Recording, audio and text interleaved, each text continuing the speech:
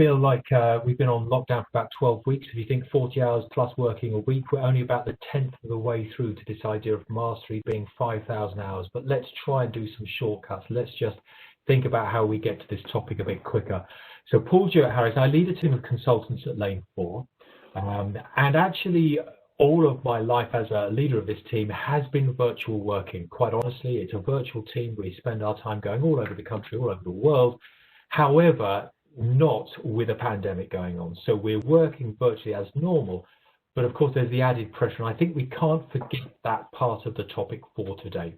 I'm also a consultant. So this topic is really close to my heart. As a consultant, I spend a great deal of time working with my clients, with my customers on this topic. Not the topic of virtual mostly, but actually the topic of team. To be a team, not to be a team, people wrestling with that.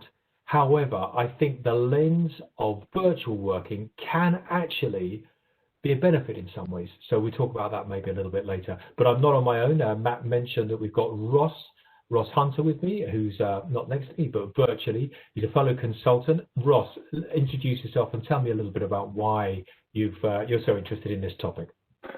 Hello, everybody. Really warm welcome to everyone, and thank you so much for being with us. Fantastic that you're with us. Yeah, as Paul mentioned, I'm a senior consultant at Lane 4. So I think this topic is so interesting for me and so connected to some of my past. So hopefully share that with you today. The last 6 weeks, I've been working on a global program for a client and managing a team and leading a team virtually. And it has been a real baptism of fire, and I'd imagine for some of us it's felt like that a little bit. So for the last 6 weeks, there's been a huge amount of lessons learned that hopefully we'll get the opportunity to share, and we're working a slightly different way. And also my previous life prior to Lane 4, I worked in elite sports, and I was actually head coach of the England blind cricket team. So this is a picture of our team here when we were playing in a World Cup in South Africa. And that was an amazing experience that has real connections to what we're experiencing now. So I was building and developing and involved in a team that had no sight. And I'm sure some of us are feeling that now, where we've really got less sight on our team at the moment. We've got less sight on what's happening.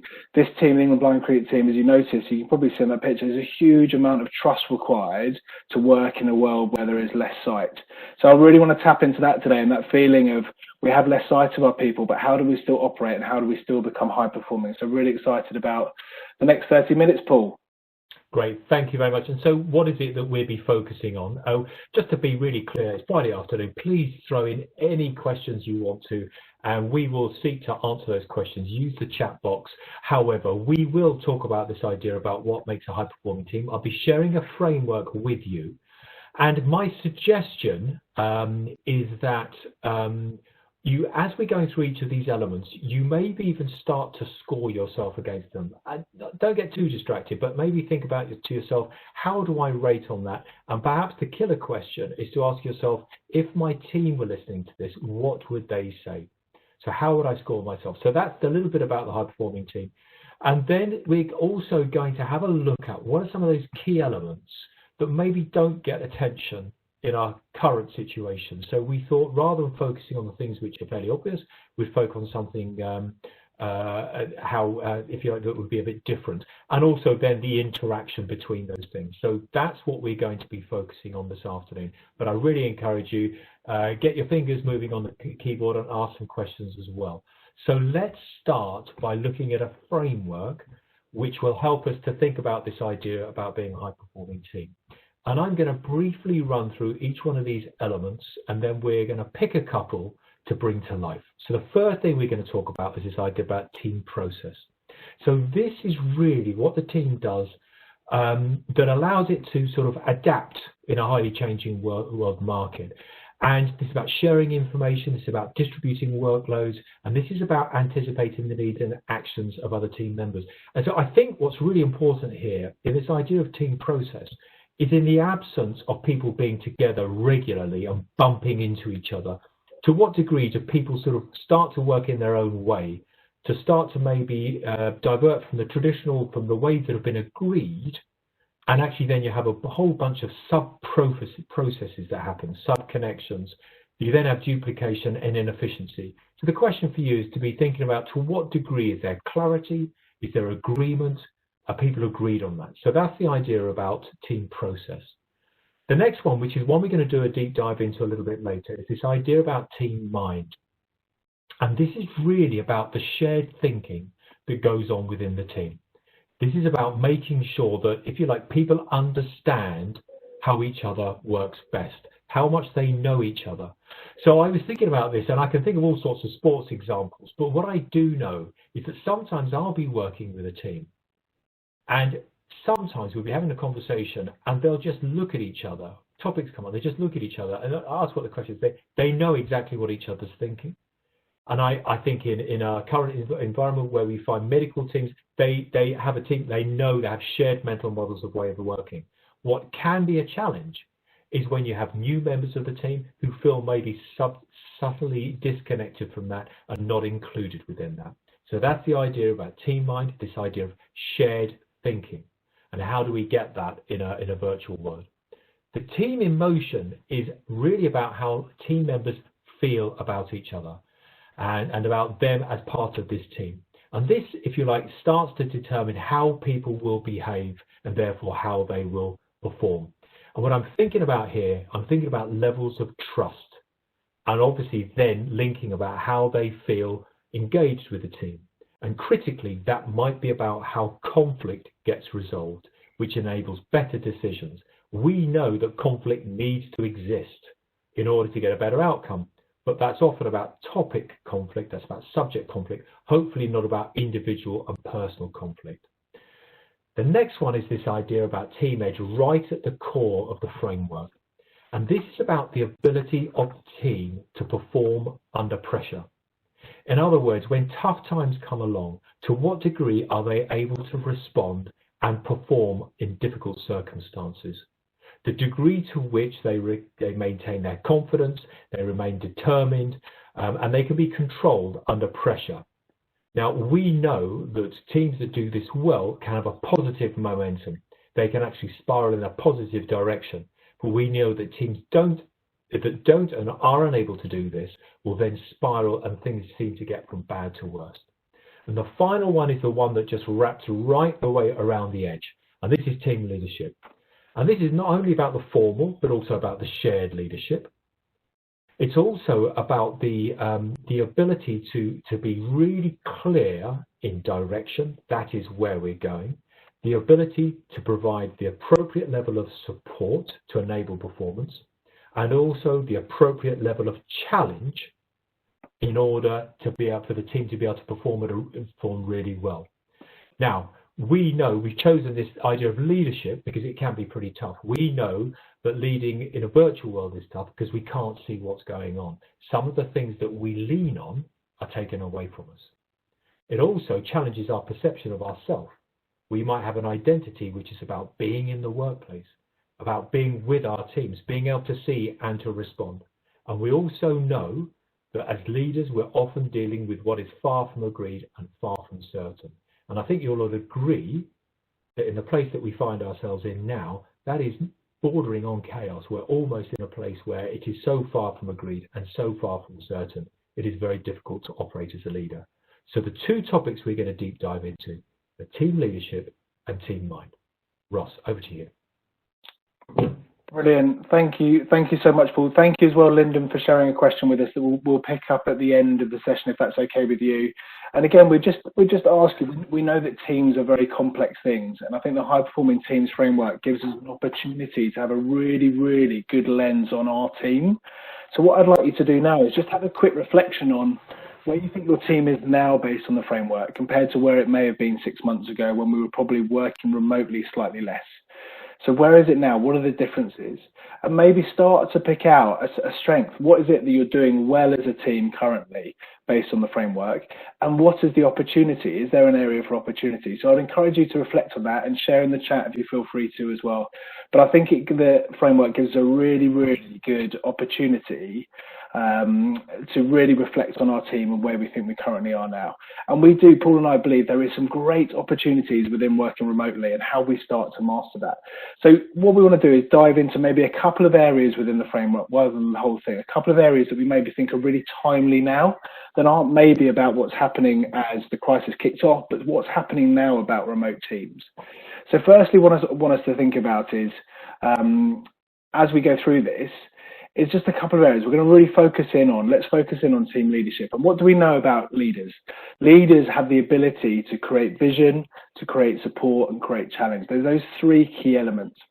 And what we notice about this current landscape and the current situation is we've had to have really clear conversations about our visions. We've had to have complete clarity because people are working in different locations. So there's been much more explicit conversations around visions, whether that's within your team or you as leaders having those conversations with your team to get really clear on where you're going. What's your North Star? What's the point that you're trying to get to? And does everyone understand that? So we kind of feel in this climate, those explicit conversations have really started to happen when working remotely. The next section is really thinking about support and challenge. And what we do know about high-performing teams is that they are environments where there is high support and there's high challenge. Again, if you can reflect back when this crisis hit, the likelihood is there's going to be a heavy investment in how we're supporting our teams. How are we allowing them to be the best that they can be when they're working a completely different way? Look, I'm in my utility room in my house. How are we getting people to work in the best way they possibly can under very, very different conditions? There's this real heavy focus on well-being, on building trust, on building relationships in just this very different way. And I think we probably reflect that organizations have been excellent at looking into different ways, different mediums to try and stay connected, even though we're in a completely different place. So even that point when we're strengthening our muscles to an extent of building relationships virtually. So are we creating spaces at the beginning of meetings to have a human conversation? You're looking into my house at the moment. When I've worked with teams that are living in their houses, I'm looking into theirs, I'm seeing their lives.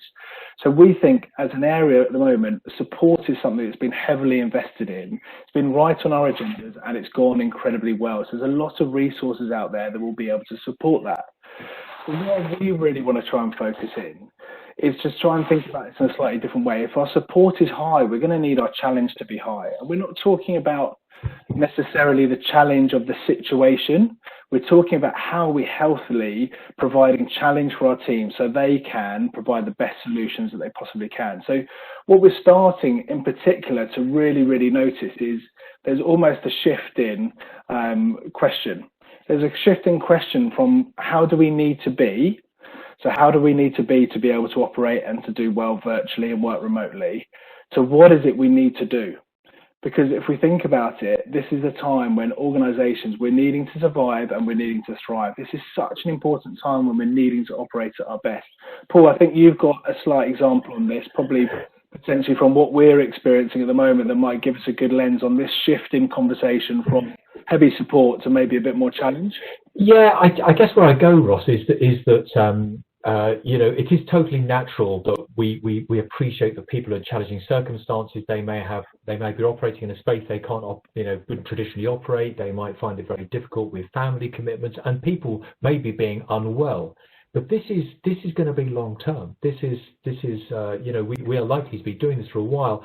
So therefore, the need of organisations to be able to go, well, actually, we need to innovate, or we need to start. So some of the things we're starting to think about as a board, or the organisations that I'm working with, are moving to a place where actually this is how we're going to survive and thrive. So therefore, we have to move to a place where we're starting to challenge our thinking, because what we did in the past won't necessarily get us to where we need to be. So those are some of the things that I'm thinking about.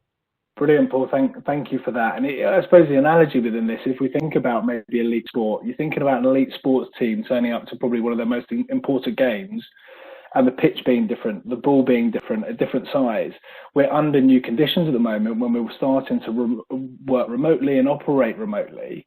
So how can we get to the point where we're making our best decisions, where we're thinking more collaboratively, when we're getting to have more diverse thoughts?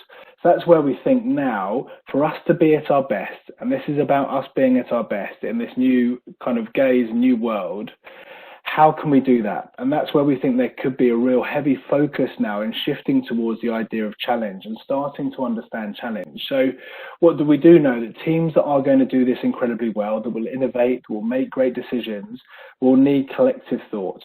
They will need to embrace diverse thinking. They would need to be really willing to challenge each other over this completely new medium, not being face-to-face, over this medium. How are people being able to bring their best selves?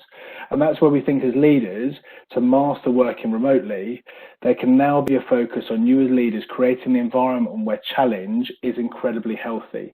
Not just challenge given by you, but challenge also given by the team to each other, to be able to push each other's ideas, to challenge each other's thinking, because we need our best solutions right now. We need our best solutions. As Paul alluded to, 10 weeks ago, we might have thought that this would be a short period. Actually, in reality, this might be our norm now. And what a great opportunity to start to really focus on creating your new ways of working. So I want you to currently think about now your teams and start to think about what is the level of challenge like. And we're not talking about challenge because of the crisis. We're talking about challenge that produces amazing results, the one that allows people to think diversely and bring their best selves. So what is it like for you in your environments right now?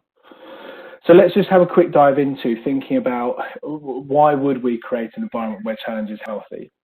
Well, the key here is we want people to bring their best opinions, their best thoughts, and have the ability to be able to work through them in a really productive, effective conversation to get to our best solutions. There's a huge link here now if we start to think about what is challenge and also developing team mind. So our team mind is our collective thought. How are we all thinking in the same way? How do we understand each other's strengths? How are we in tune with each other? How are we doing that when I'm in one place and you're in somewhere completely different? It's absolutely fundamental that we want to get that right now, so we're getting to our best solutions. It's not about having passengers virtually, it's about people contributing and bringing their best selves, bringing their opinions and getting to some really good solutions. So the output from this may be, there may be some conflict. There may need to be some difficult conversations. That's going to be underpinned by trust, but we want to try and support. And how can we have our most effective conversations now?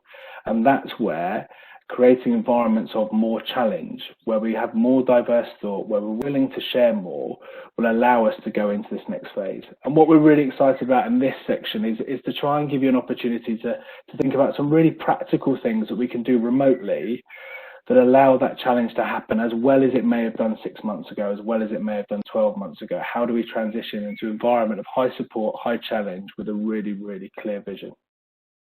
So Paul, I'm just going to hand back over to you and then let's start to maybe unpick what are the things that might be stopping us at the moment, that are getting in the way. We do see this as an opportunity, but what might be getting in the way? Yeah, thanks, Ross. I guess whenever we're talking about a topic like this, I always, go to this question, well, actually, there will be things that are stopping us. So if we can examine those, we can start to work out how do we remove some of those barriers. I'm constantly reminded, especially when people talk about difficult conversations, that even face-to-face, some people regard challenge as a difficult conversation. Interestingly, with the world of sport, it's not, because challenge means challenging orthodoxies, challenging a way of doing things to make us go faster, or athletes to go faster, not me. But it's difficult to have these conversations sometimes face-to-face. Now, remotely, people might think it's even tougher to have these types of conversations. I would suggest there are certain things that we can do and prepare for when we're working virtually that we can't do face-to-face. So that's the first thing. We realize it's difficult to have these conversations, but that doesn't mean to say we shouldn't be able to do it. The next thing is the underpinning beliefs we have about relationships. And as I was just getting ready for this, I started to remember my maths teacher. Now, it's a long time ago that I went to school, but the person I remember most at school was Mr. Davis, who was a Welshman who had some of the most challenging conversations with me about my maths. He really believed in me, but I didn't really try hard enough. The relationship, I still feel I have a strong relationship with Mr. Davis, because actually the relationship was built on this idea of being able to challenge each other. So my question is, what does the relationship need to be able to create challenge? And if challenge is done in a way which is really appropriate, it can actually build a relationship. The next thing is about this idea about capability. So the manager or the leader's belief about their capability to challenge appropriately. So this is something that can really get in the way of people actually trying something new. And this is why I think sometimes with the opportunity we have in a different circumstance, there are some other ways we can do this and do this in a different way. And finally, a barrier that might get in the way is organizational or team culture. In other words, the way things are done around here, the prevailing climate, if you like, with either within your team or within your organization. So what degree is it a culture of challenge, of effective challenge? Or is it maybe a culture of misplaced benevolence where people never challenge? And my suggestion to you there is if that is getting in the way, you as team leaders, team managers, organizational leaders have an opportunity to change that simply by the way you do it yourself. So I think, Ross, these are some of the things that get in the way, but I think there are some opportunities for us within it. Brilliant. Thanks, Paul. Thank you. And that's where we want to try and go now, is to get really practical with this, to get really practical about when we're working remotely, what are the things we do or can do to maybe navigate some of those challenges and negate them. And try and get to the point where we are creating some opportunities for really healthy challenge. And it made Paul and I reflect, and some of the rest of the team, to go, how well are we doing this currently right now? Because there's so many things going on. How well are we setting our teams up for success to be able to challenge each other, because we want to use their collective brains. So firstly, what we think about is setting agendas. And this may seem quite old school, but the reality behind this is if you want people to bring their most confident selves, most prepared selves, they will need an opportunity to be able to pre-think, a chance to be able to really think about what they're going to say, what they're going to bring to that meeting. If they don't have that, it can become very impromptu. If it becomes impromptu, some people may decide not to contribute. And maybe within those agendas, especially early on, trying to create some space for some problem solving. If we create some space for the problem solving, we may not get it right straight away, but we may start to increase our capability as a team, as a unit, especially as we may have a full team at the moment. We may have people coming back from furlough. How are we starting to create this team where people are willing to contribute? So having an agenda will really set them up for success. And also as well, if you're noticing with your teams that we've got some very strong contributors, there may be some personality preference in there. How do we get more people to contribute? So maybe initially starting to set up some challenges, some tasks, some conversations around real topics that everybody can contribute to. By creating this, you allow people to get confident, to get more familiar with being able to deliver their best selves remotely. So how do you get them to be able to contribute more? And that's not just about just having a virtual meeting, that may be in other mediums as well, but how do we get everyone to be able to contribute and then have a bit more about collective thought? There's also something in there around potentially setting up something around lessons learned, maybe some conversations around lessons learned as a whole collective. It may need to be role modeled by the leaders themselves, but starting to get comfortable with sharing opinions and really be open. I think even if we're face to face, this is so key. Thinking about the roles that people are playing, and these may be fluid from meeting to meeting and conversation to conversation, but to have the most effective conversations, we need people to play certain roles. We know we do. So are we doing that in a structured way? I think, Paul, you've got a brilliant example about this that you've noticed recently. Yeah, you know, one of the things that I think lockdown gives us sometimes is a different perspective. And I've been coaching a guy who has had a very familiar way of running meetings. He would walk into the room, everyone would turn to him, all of these sorts of things. But now he's started to see a different perspective. So he allows meetings to start and people just chat. But what to start with, which seems like a really good thing to do. However, what I think he's also started to do is to realize he can see everyone's faces on the team meeting.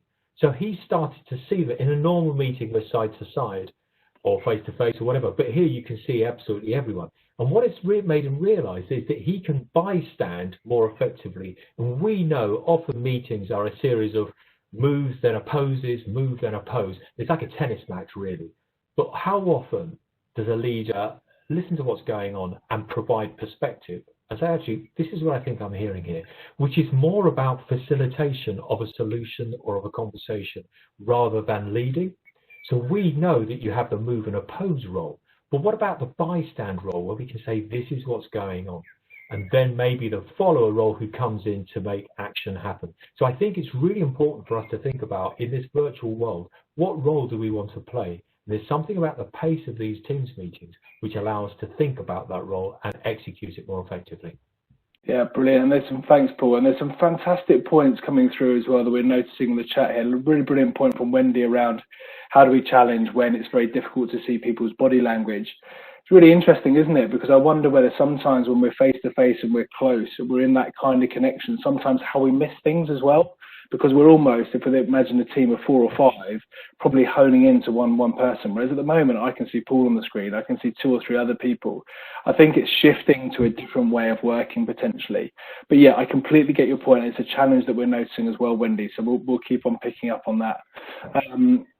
So fantastic. So let's just pick up on a couple of other areas that we were thinking of going down as well. So if we're thinking about people bringing their best thoughts, it's also going to be in 2 other areas. Setting up breakout rooms and having a rhythm for how we interact. So are we creating enough spaces where people can contribute? So if we think about challenging each other, some people won't be comfortable in a larger group. How do we do that in a smaller group? How do we create pockets where people can bring their best selves that maybe they start to contribute on a bigger scale going forwards? And this idea of having a rhythm for how your team interacts. We do want familiarity, we do want consistency, and we do want to become good on these mediums. I had the opportunity of having 6 weeks delivering over WebEx, which I didn't have last year. And it's amazing, once you start to get familiar, you start to get into that rhythm, you start to make best use of what is some amazing technology out there as well, and starting to understand how you bring your best selves. But that does take a bit of time. So working out what other channels have we got to be able to use, and are we clear about what they're for? So do our team know exactly what they're for so they can start to bring their best selves? So hopefully there are a couple of practical bits. Noticing there's some questions there as well, so it'd be great to pick up on a few of those. Paul, I'm just going to hand over to you just to give us a bit of an idea of how this comes together. Yeah, I guess the danger with choosing a couple of topics here, Ross, is that we deep dive into those, and of course there are others there. So what I would suggest is the interdependence of all of these 5 is extremely important. So of course the right team in motion enables us to understand team mind, enables us to start to explore our resilience, enables us to pass leadership around. So what I'd ask people to think about, although we've spoken mostly about team leadership today and mostly about this idea of team mind, I think also considering the process, the edge and the team emotion, the prevailing team emotion would be really important. Ross, I recognise we've got 5 minutes left and there's a couple of questions. I'm going to grab one. Do you want to be thinking about the question you're going to grab next? And then we can maybe answer those questions. So I think we had a question about cliques. What should leaders do with cliques in their team? And this is a theme of mine because I'm interested in the language, what should leaders do?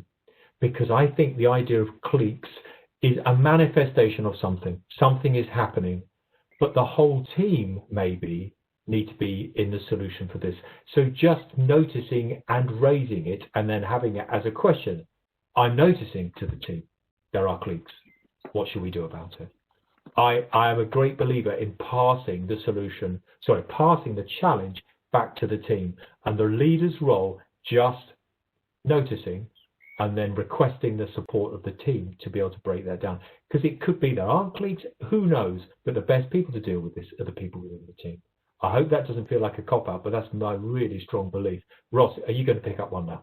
Yeah, brilliant. I'll pick up one. So Christine, really, and there's some great points in here, and apologies if we don't manage to get to everyone. We'll certainly pick this up after with you as well. So Christine's talked about well-being being an issue, and we're noticing that, aren't we? The moment we work remotely, we're accessible the whole time.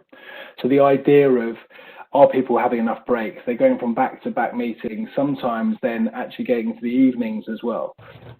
So I think there's something in there as well, Christine, about being, I think as leaders, role modelling the right behaviours to make sure that also we're reinforcing the fact, the need for breaks, the need for looking after yourselves, the need for well-being, creating spaces for lunch breaks, creating spaces to make sure that you have a chance to be able to recharge. I think there's going to be some real simple points of actually having the conversations, almost contracting around what are the ways of working that we all as a team agree to. I'm not going to look to contact you at this time. These are my windows that I'm going to contact you, and I expect you to be having a break at that point. And I think as we go into remote working, it gets a bit blurred, especially in this situation, which we've never experienced before. I've got 2 children running around in the background over there. We've got some other things that sometimes pulling us away. way at different points of the day. So I think it's getting to the point of making it work for ourselves. But thank you, Christine. That's a really good point. So Ross, is it okay I pick up one? I'm going to try and cover two questions at the same time. So I've got a question here from Angela about any ideas beyond the simple lunches piece. And it's also the question about the question about difficult to share views on calls with many people. I completely get that. The thing I'll remind you, and I know you know this, Ross, is that when people are working virtually in their own space, they're actually surrounded by quite a lot of their own things. So they might be more open to disclosure and to challenge because they're in a space which is, I would call, an anchor, and hopefully a positive anchor. So the question about how do we go beyond simple lunches, buying them coffee, asking people, I mean, if you were to look behind me, you'd find loads of books, most of them are my wife, to be honest. However, you can get curious about people's surroundings. You can ask them questions, go, bring something to the screen which makes you feel good, or something which you're proud of. With regards to sharing views on calls with many people, and I appreciate the delay and all that sort of stuff, but sometimes it's just about changing the pace and appreciating that this is just how it is. I would challenge the orthodoxy that we can't get intimate, if you like, on this, because I really believe we can. And if I act in that way, I think other people will follow as well. Have we got time for one more, Ross, do you think, or should we call it there? Paul, I think that's probably a good one to call it there. And I think you're okay. The fact that you look well read behind yourself, and then I've just got a white background. So well done you. I was going to say, what we do really appreciate is this is a challenging time where support is required. And we also understand, and we're very empathetic, that businesses are in really challenging positions. All businesses are in challenging positions, but there is support out there that we can help with if required. So Team 4 is something that gives us an idea of how do we understand your team based on the high-performing team framework, an outstanding diagnostic. Also potential of thinking about how do we become, we've got to become brilliant at this. How do we invest in maybe workshops? And also leading teams in a disruptive age. So what about bespoke development or potentially webinars based on that? Thank you so much for all the engagement through this and this kind of whistle stop. We're really here as we go forward. If there's anything we can do to help and support and pick up, Paul and myself are definitely there. So we hugely appreciate your contributions. So thank you so much. Paul, I don't know if you want to close us off. Great, yeah, thanks everyone. Just anything we can help you with, please feel free to get in touch with us. We love working on this sort of topic, and changing working lives is what we love to do. So thanks everyone, and have wonderful the rest of Fridays. Brilliant.